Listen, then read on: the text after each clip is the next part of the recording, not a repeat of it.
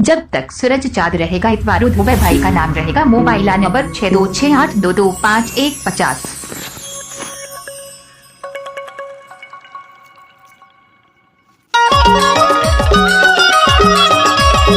जब तक सूरज चाँद रहेगा इतवारू दुबे भाई का नाम रहेगा। Mobile number 6268225150।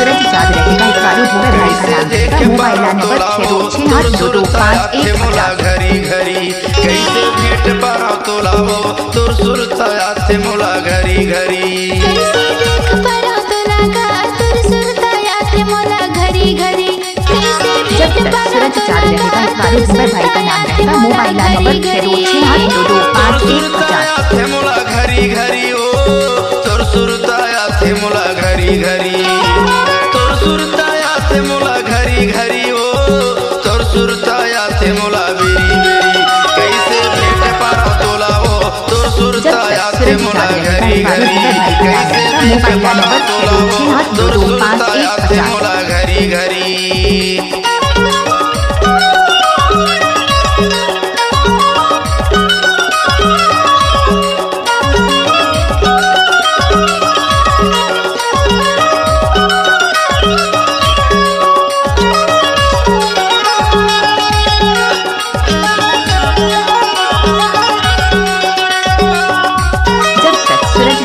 इतवारू दुबे भाई का नाम रहेगा। Mobile number 6268225150। मया हो क्यों दीवाना हो मया हो क्यों दीवाना तोर मोर बैरी हो गे जमाना हो बैरी हो गे जमाना कैसे देख पारा तोला हो तोर सुरताया थे मोला घरी घरी कैसे देख पारा तोला हो तोर सुरताया थे मोला घरी घरी।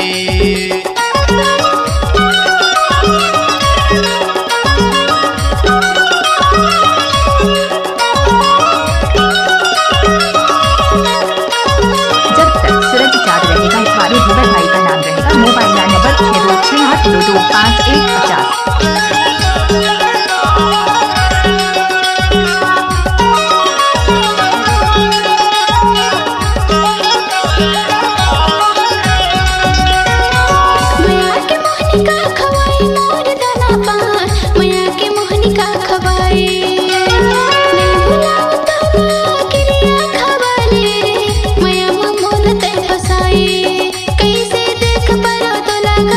सूरज चाँद रहेगा इतवारू दुबे भाई का नाम रहेगा। Mobile number 6268225150।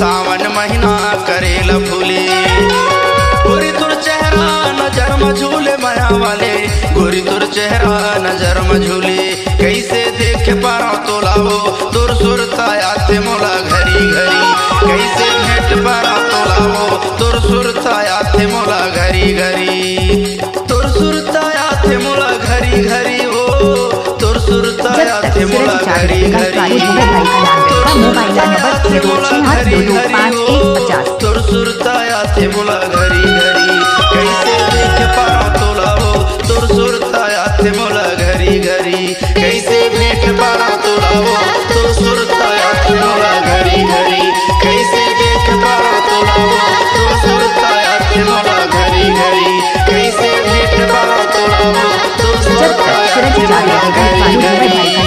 Mobile number 6268225150।